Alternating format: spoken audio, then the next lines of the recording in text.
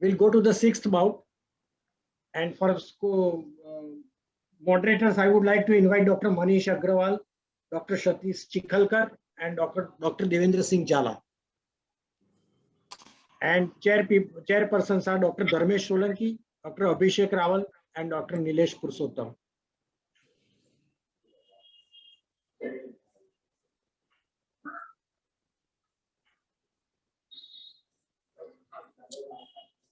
Good evening, friends.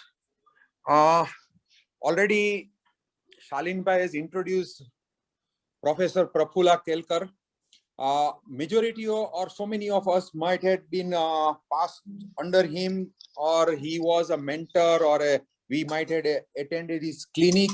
He is a very senior most and renowned cardiologist, and he was an ex-head of the department, a prestigious institute KEM, and right now he is working with the prestigious again Indian Asian Heart Institute Mumbai. And without wasting time, I invite him to deliver his first talk on SGLT2 receptor, again in a heart failure with the stroke condition. Dr. Kelkar, please. Thank you, Dr. Dharmesh, for that kind introduction. Now here I go. Where is that? Okay, DAPA.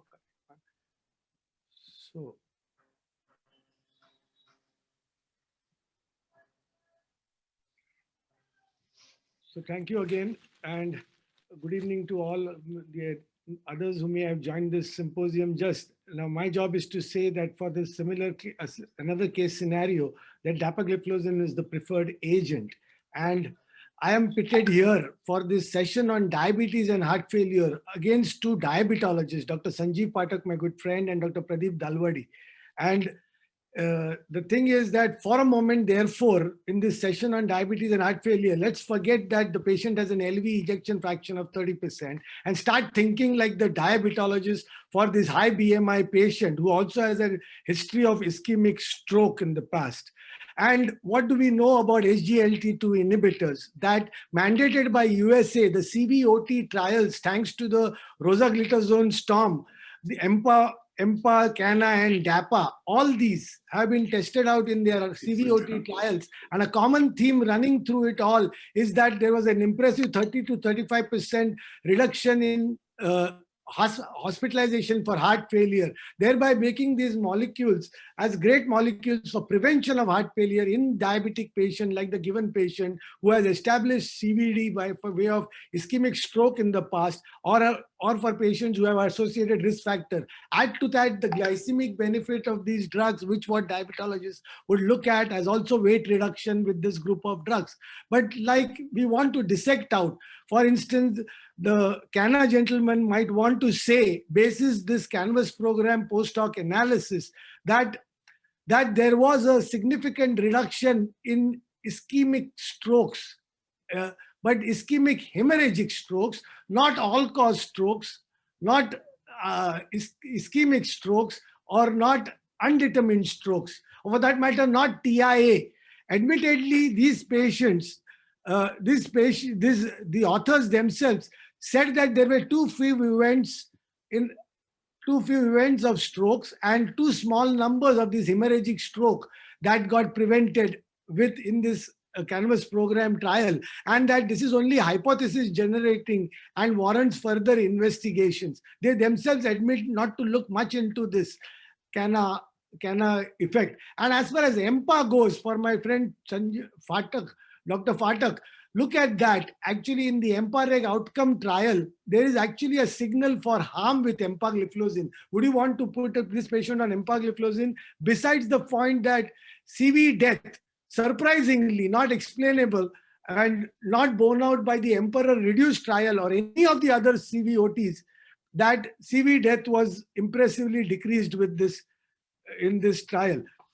Look at DAPA instead, in neutral on the ischemic stroke benefit. So moving on from this ischemic stroke business, now let us consider that this patient has got a very, very, very grave problem of EF less than 30%, an important determinant of the future outcomes, including survival for this patient. And when we look at that, we are then trying to wonder, is this patient already in heart failure Dr. Kamal Sharma is smart with his mysterious balls that he bowls, the googlies. He hasn't told us whether the patient is symptomatic or purely an asymptomatic LV dysfunction, or whether this patient has elevated biomarkers. Now, when you're talking about asymptomatic LV dysfunction in this patient, how many of us really, and how many of our patients really do complain, and do we try and get into the NYHA class, whether 1 or 2?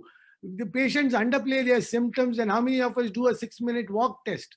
So for all you know, and again, remember, mild symptoms is not equivalent to a stable patient. As far as stability is concerned for this patient with a reduced ejection fraction, it's a myth. In reality, these patients, due to progression of disease, in 1/3 of them, the first manifestation is CV death, and mainly sudden death. Therefore, newer therapies, and especially frontline therapies like dapagliflozin, are needed for these patients. So let's discuss the HFrEF trials and not the CVOTs, and DAPA-HF being the leader among these HFrEF trials. Let's discuss DAPA-HF and Emperor reduced and not soloist, because it is not relevant to today's discussion. Importantly, CANA is just out for these patients. Whatever your diabetic guidelines say, there is not a single trial looking at LV dysfunction with canagliflozin and treating patients of LV dysfunction and heart failure with canagliflozin. Then it's a war between Dr. Pathak and myself for EMPA versus DAPA. And DAPA-HF was the first and the largest trial that was actually presented at last year's ESC. And since then, largest trial means 4,744 patients are randomized in this trial, half of them almost diabetics, other half non-diabetics, and a significant 26% relative risk reduction in the composite of the standard heart failure outcome, CV death and worsening for heart failure. CV death impressively reduced also in this trial. And the benefit was consistent across a broad and representative population, whether the patient was a diabetic or not a diabetic, irrespective of the baseline ejection fraction, background heart failure therapy, whether diuretic use and whatever the dose of diuretics used, baseline anti-proBNPs, EGFR, what have you, extensively analyzed trial. And the reduction also importantly of all-cause mortality. It was not just about adding years to life, but also symptom improvement, adding life to years.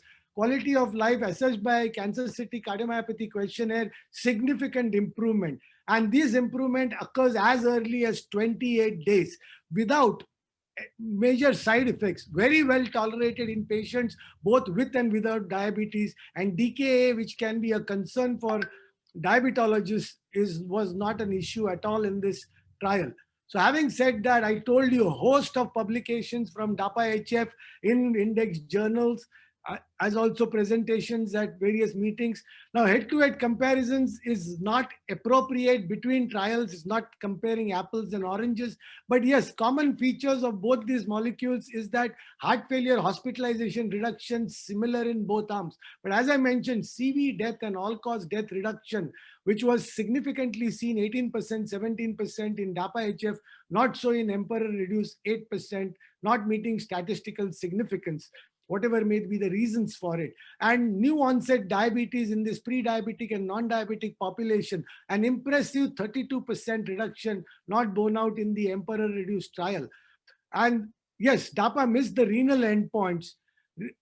That's because in the renal endpoint, renal death was not included, although there was a trend towards reduction, which Emperor reduced met with. But in the DAPA-CKD trial, this was clearly shown that this is also got, DAPA has also got renal benefits. And as far as the ejection fraction benefit is concerned, across the spectrum, when it is plotted as a continuous LVEF below the line of unity, across the spectrum, both for the primary outcome and CV death and all-cause mortality. Not so with Emperor. We can see, thankfully, our patient is just on the brink there. But ejection fraction in the mid-range, 30 to 40 or 30 to 50, there would be not much benefit with EMPA. Most importantly, our patient has got a BMI of 34 point something, right? And for that kind of a patient here, you see the DAPA-HF versus Emperor reduced. For this particular thing, the confidence interval crosses the line of unity and not significant for our kind of a patient with a high BMI. Now, interestingly, both these trials, there was a meta-analysis, which obviously so surprising that the same authors of Emperor reduced Dr. Sanjeev Pathak are writing this meta-analysis simply to downplay the non-significant reduction with EMPA in that particular trial, as you can see. Sir, your time is over, sir. Mortality reduction also seen. Impressed by this, the last couple of slides, impressed by this. Sir, even your our- time is over. Yes, last two slides. That DAPA and EMPA are grouped together by this so-called position statement. Mind you, these are not guidelines. And I, for one, I'm a big fan of Sanjay Kaul, who at the same time when Emperor got presented, tried to predict what the future guidelines of ESC as well as ACC, AHA would be, wherein DAPA would get a class 1 recommendation similar to ARNI, reducing both HHF as well as death. Not so with EMPA, which will get similar to ivabradine, a class 2A indication. And this is the kind of a statistical analysis that it did. First SGLT inhibitor to be approved in over 40 countries, including India and USA, and following on the footsteps of Big Brother USA, following US FDA approval on their American Independence Day last year, dapagliflozin got the nod from Indian DCGI too. I definitely would conclude the talk by saying that for this patient with a high BMI, and clearly, dapagliflozin is the drug of choice. Although he had had a prior stroke across the board, and also because the ejection fraction is low, we do not know about the heart failure status and whether you want to prevent or you want to treat heart failure in this patient. DAPA is the way to go. Thank you so much. Sorry for having extended that time.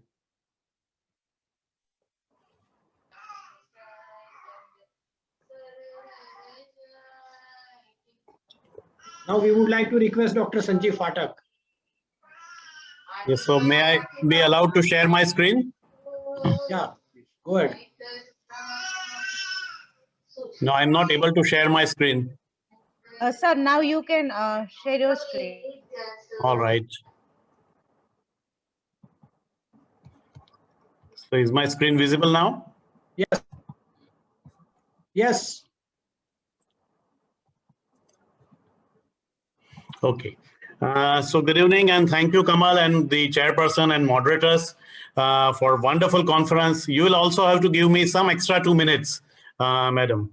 Well, it is always an honor to be sharing the same platform with Dr. Prafulla Kelkar, and we also have another debate coming up with canagliflozin also here.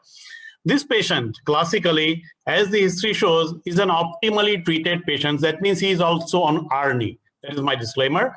He is a male, overweight, he has uncontrolled diabetes, he has ischemic stroke before 2 years. That means he has prior ASCVD.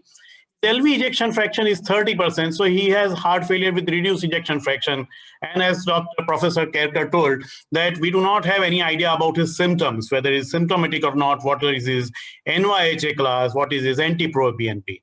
At present, he is on metformin and lifestyle treatment. Which SGLT2 inhibitor I'll give? Obviously, 100 out of 100 empagliflozin. Yes, just because the DAPA-HF trial showed positive result for DAPA, that does not mean that all the trials which have shown EMPA to be superior to all the SGLT2 inhibitors have taken all the benefit out of that equation. Well, our patient, suppose he was not having heart failure, obviously EMPA would be of the choice. He has heart failure, so DAPA has slight edge over EMPA. He has history of ischemic stroke, so someone would say Cana, but if did not have history of stroke, then obviously EMPA. If he has CKD, then all three are having good number of trials. If he does not have CKD, EMPA. I think this is the confusion what our other speakers are trying to create.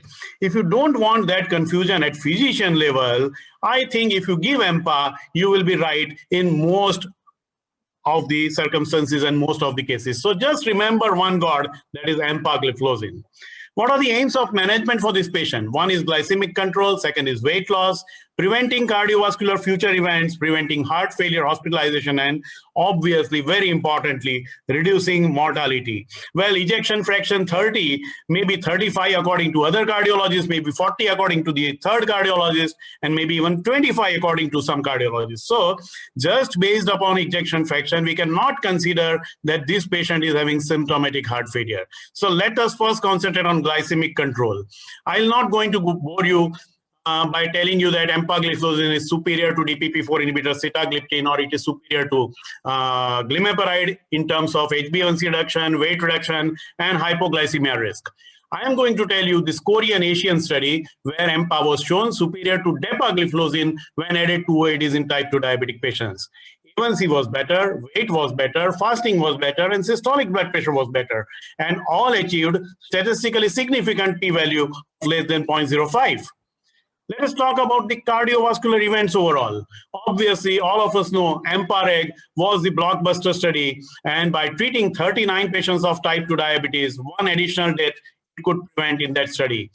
So this was a very, very robust data, most robust and unbiased index of clinical benefit for any intervention, all-cause death. 32% reduction in all-cause death, and even more reduction, 38% reduction in the cardiovascular death, all of us know. And this was regardless of the type of category of the baseline cardiovascular disease. You can see that even with prior stroke, there was very significant reduction. Even with prior heart failure, there was a very significant reduction in the cardiovascular death and the 3-point MACE. So even with history of stroke, you can see that having history of stroke, which this patient is having, there is a significant reduction in the future cardiovascular event and death rate. How do we compare these two very important landmark studies, EMPA-REG and DECLARE, where EMPA-REG is showing 3-point MACE reduction, CV death reduction, all-cause death, DECLARE is not showing anything here. And based upon that, EMPA became the first and the only OAD for reduction of cardiovascular death in patients with diabetes and CVD. Later on, for heart failure, DEPA got the approval, but not for diabetes with cardiovascular death. So EMPA still remains the only officially recommended drug to reduce the risk of death in diabetic patients. All three in green, MACE, CV death, as well as the heart failure. Let us talk about heart failure. I'm not going to detail about heart failure because in the previous talks by Dr. Kerkar, as well as by Dr. Abhishek and Dr. I think they explained very well that heart failure risk in EMPA reduced was baseline very high compared to DAPA heart failure patients. And still, there was 25% risk reduction, relative 5.3 number needed to treat 19, almost equivalent to what you got in the DEPA-HF trial.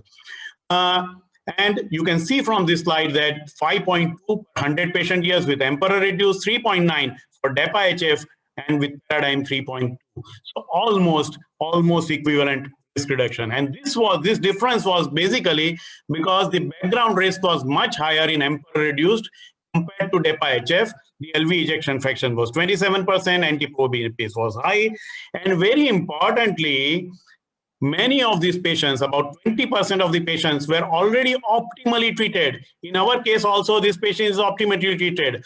So the benefit of empagliflozin in EMPA reduced was in spite of the optimal treatment, maybe with ARNI 19.5, maybe with CRT 11.9, and maybe with ICD. Compared to DEPA-HF, this number is far superior, and still empagliflozin showed benefit. So simply to compare between these three, these two, and is obviously out of equation here. There is hardly any difference except for the cardiovascular death, and that difference is mainly because these patients were already optimally treated. Let us have a look at EMPA-RISE real world. And the real world study, EMPA-REG study, and EMPA-REDUCE study, all are in the same direction. Cardiovascular risk reduction, heart failure reduction, cardiovascular death reduction, all-cause mortality reduction. Whereas with dapagliflozin, declared to me no benefit. DEPA-HF benefit for heart failure, but not for kidney endpoints, and DEPA-CKD benefit for kidney. So all three are not in the same direction, whereas with empagliflozin, all the trials are in the same direction. That's why you create more power and more confidence in empagliflozin prescription compared to DEPA. Now let us talk about stroke. evidence in patients with stroke. In empagliflozin, there was no off balance, nothing statistically significant, neither reduction nor increase. And if you compare all these three, CANA, DEPA, and EMPA, all are in the same direction. So in patients with stroke, I don't need to tell you that in patients with stroke, any gliflozin is better than the other one. All are equal. And that's why the FDA comment also is clearing the doubt of stroke increase with empagliflozin. The numerical imbalance was driven by the events occurring 30 days after treatment stoppage. That means EMPA was preventing the stroke or preventing the cardiovascular events.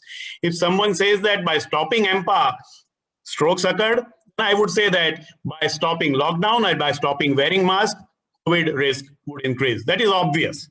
So EMPA protected, EMPA did not increase the risk. Reducing mortality is the most important aim in Indian diabetic patients, and empagliflozin has shown it in several trials, not one or two trials.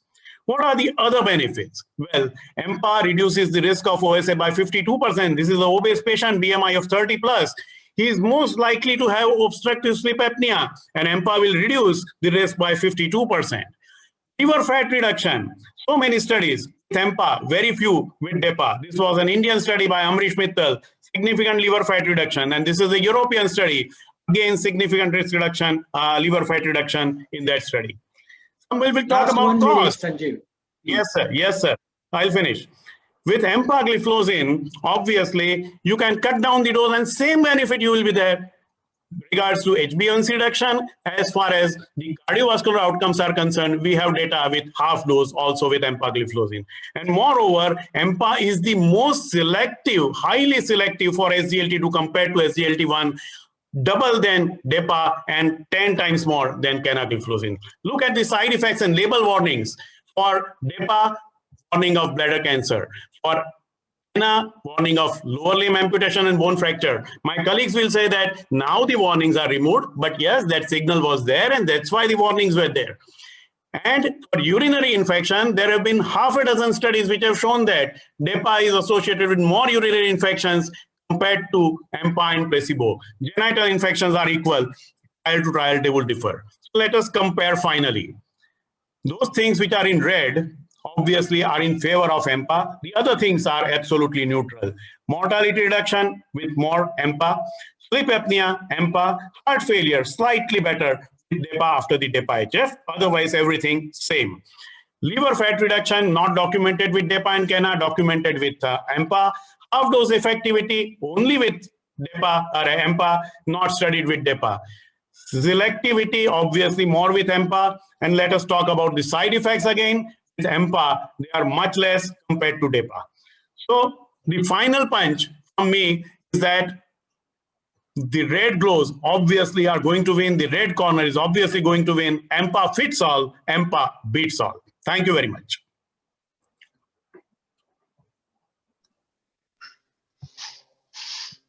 Dr. Pradeep Talwade. Dr. Pradeep Talwade. Hello. Am I audible? Am I audible? Yes, yes. Okay. So after having discussion on empagliflozin and dapagliflozin, let me tell you, canagliflozin fits best into my patient, and I would like to justify. Before I go ahead with this, let me tell you, we are dealing with a case. We are dealing with a case of 90 kg male patient having type 2 diabetes, poorly controlled and having HbA1c of 8.2%, and he is having heart failure with reduced ejection fraction with past history of stroke. Now, if you ask me, unmet need for the patient, this patient needs molecule which give good glycemic control, gives weight loss, reduce risk of CV event, reduce hospitalization for heart failure, and safe in patient with CV stroke. Now, whenever we are giving molecule, we need to consider all these factors rather than considering only heart failure factor and MACE factor. So let me start one by one.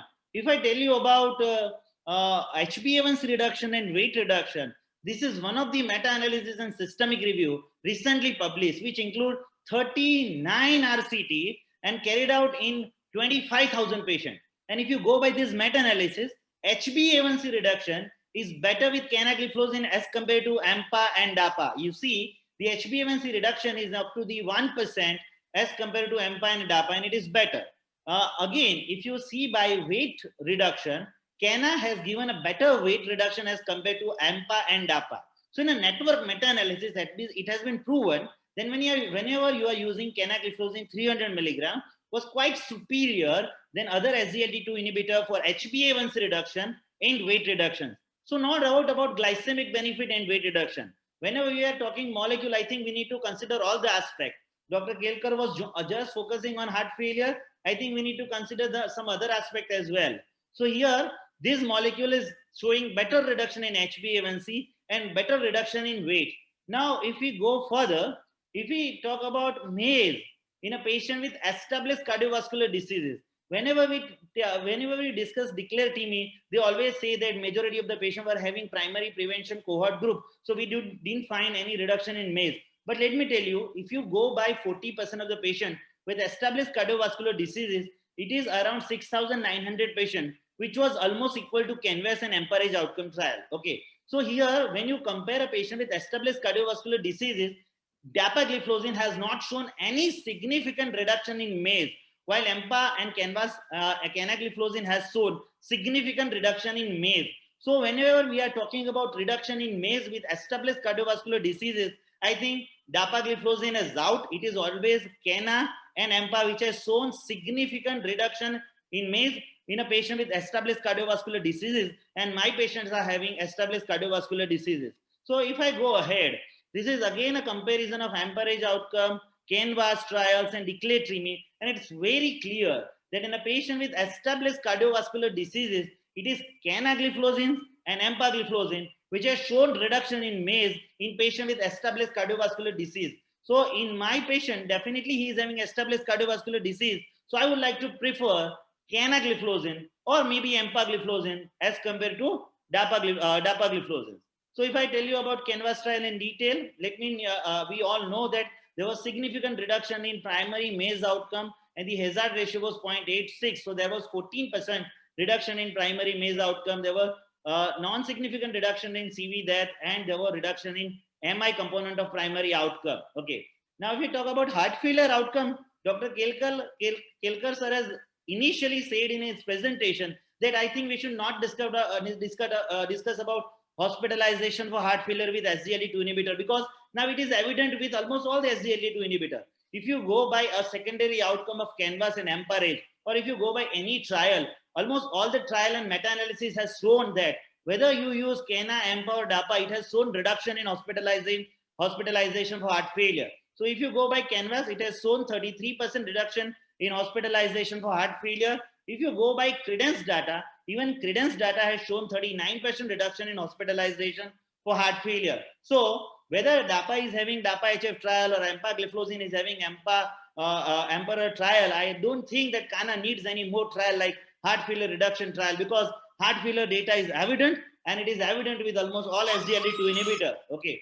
Now, if I go ahead, there was one publication, a separate analysis of CANVAS trial published in Circulation, and it has shown that canagliflozin reduced overall risk of heart failure even in patient with type 2 diabetes mellitus with high cardiovascular risk, with no clear difference in effect on heart failure with reduced ejection fraction and heart failure with preserved ejection fraction. So that means you can see a similar magnitude of effect even in patient with heart failure with preserved ejection fractions.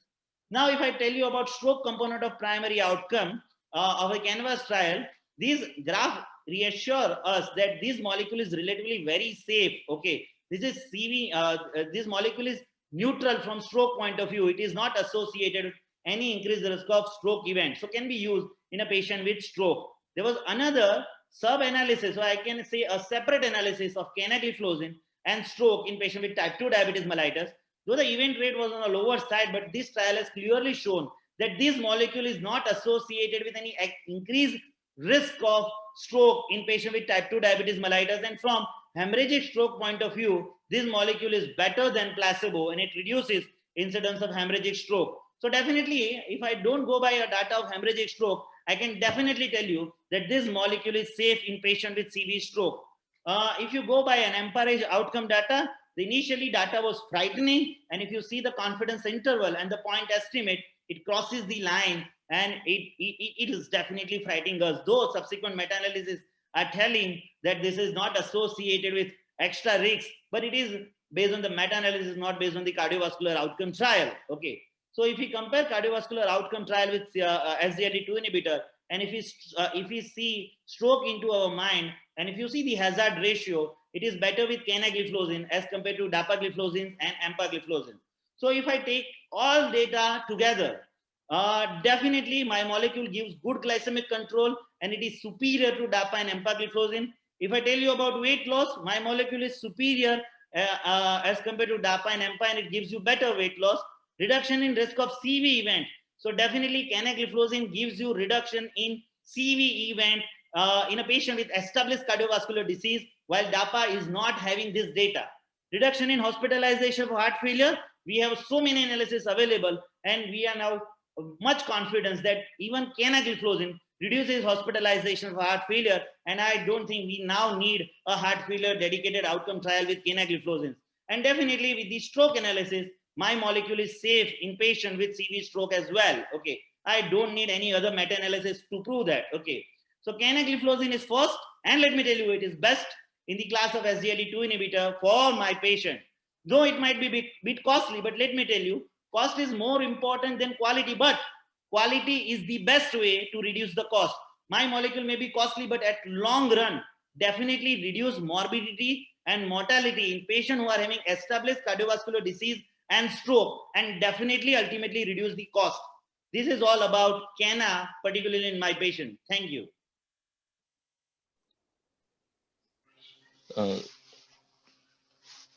Any questions? So thank you, Dr. Praful sir, Dr. Sanjeev sir, and Dr. Pradeep for discussing all these molecules which are otherwise belonging to a similar class of SGLT2 inhibitors, and all of these have a robust data as far as the heart failure, CV morbidity and mortality reduction are concerned. So now the forum is open for discussion, and I'm inviting the panelists to debate. I think all the three speakers did wonderful job, and I think I deliberately kept stroke so that Cana can play around, because Cana is the only one which had some leverage in stroke to fall on the other side of the line as compared to the other two. Of course, we don't know statistically if that works, but if you want to play around between the third molecule and give Cana some place, stroke is one indication that you can definitely talk about, especially with LV dysfunction around. So with LV dysfunction, of course, when you already have data from the Emperor reduced and data from DAPA-HF, Canvas is the only thing that they can talk about. But stroke was one reason that we actually brought this into. Of course, then you can always argue that it was not statistically significant. And Pradeep has already mentioned that in EMPA-REG, how initially they said there was an increased signal, and then they had a post hoc analysis which said it was not statistically significant. So I think SGLT2 as a class in LV dysfunction is a good one to stay. Even without LV dysfunction, diabetic, I think it's probably should be the first line of therapy. That's my take. I would request chairpersons to come with their comments. Dr. Chikhalkar, Dr. Abhishek.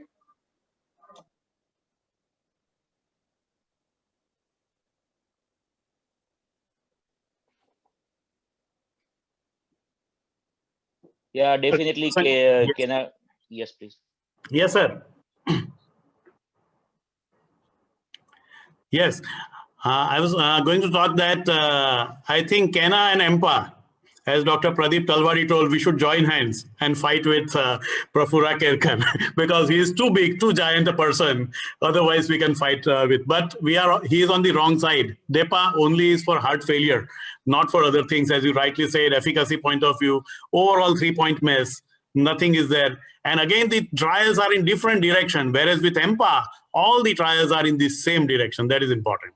The another point which I wanted to make again, history of stroke does not mean patient will have stroke again. We are interested in overall ASCVD recurrence, and that is significantly lower in the EMPA-REG compared to any other studies where the meta-analysis or the different sub-analysis is not that robust. That's what I wanted to add. I would like to just Yes, sir. that this the So- patient. So first of all, sir, debating against you itself is a big honor. No, not at all.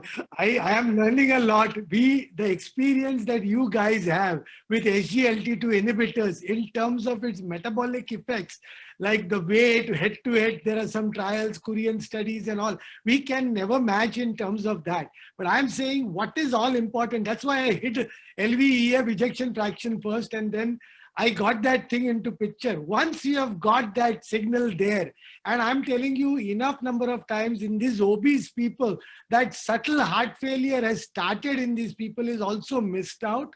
That is what it is. And once an LV ejection fraction is down, then there is actually CANA will not, to a purist like me, will not come into contest at all. Correct?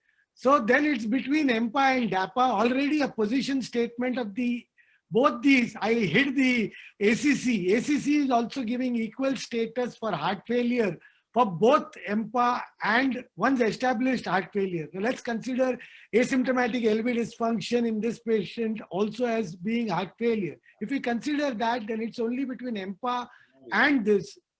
Probably both are on par, given that, and the fact that both McMurray and Milton Packer, the prime guys for these molecules, have come together and actually proposed how to go about sequencing these drugs, and they talk in the same breath. Now, Milton Packer himself confesses that it could be a play of chance, the mortality benefit here. It's different risk things and all. Even he doesn't robustly talk about it. Whereas, no, I'm not talking Milton Packer, I'm talking about John McMurray. He says it could be a play of chance, but at the same time, what really foxes me is that some such mortality benefit, mind you, it was the first trial, that kind of a mortality benefit that EMPA showed there. And we generally believe sicker the patient, the more the benefit you would get. Of a molecule which had shown in non-heart failure patients, so to say, such a mortality benefit. Again, that mortality benefit in the 3-point MACE being only coming from CV death. From what mechanisms, again, we do not know. Whereas the other two vascular events both went other way, meaning they did not really, then they had to do post-hoc analysis to prove and show that the myocardial infarction rates weren't any higher and that actually they're lower. And, if you take the total recurrent myocardial infarctions, etc. So it is a difficult guess. And at the end of it all, it's the guideline writers, and they are. So what impressed me most is that ESC meeting itself. Actually, I could not, because of want of time, I could not really show you the statistical analysis. He's taken statistics into consideration. And why did ivabradine get only a heart failure indication, meaning reduction of heart failure indication, class 2A indication? So Sanjay Kaul himself personally thinks that this could get a class 2A for heart failure, and DAPA would get a class 1. So that's how was the debate, but who knows? Having said that, I will ask you both and also Kamal Sharma, as to a patient on an SGLT2 inhibitor, any one of these three time-tested, the tested ones with such mega trials, and this patient goes into heart failure and is in your ICU, would you want to switch to either DAPA or EMPA? For instance, somebody on CANA, how purist can you be? Or you will say that arm is already taken care of. Let me dabble only with ARNIs and the MRAs and beta blockers, of course, without question. Question to you, Kamal. I think I'm at a loss to know. No guideline talks about what to do with a patient who's already on I an would SGLT2. switch. I would switch only if I have exhausted my all other options, including therapeutic interventions like ICDs and CRTs. Otherwise, I will stick to whatever SGLT2 I am on. So, Exactly. and the likelihood that I'll be on a CANA is pretty low. Some evidence. So that's why, sir, if you are on EMPA, you will be right every time. You will never be wrong. I think for the sake of time and for a next important session, and we have a great speaker, we should end the session here. Thank you so much. Thank you, everyone.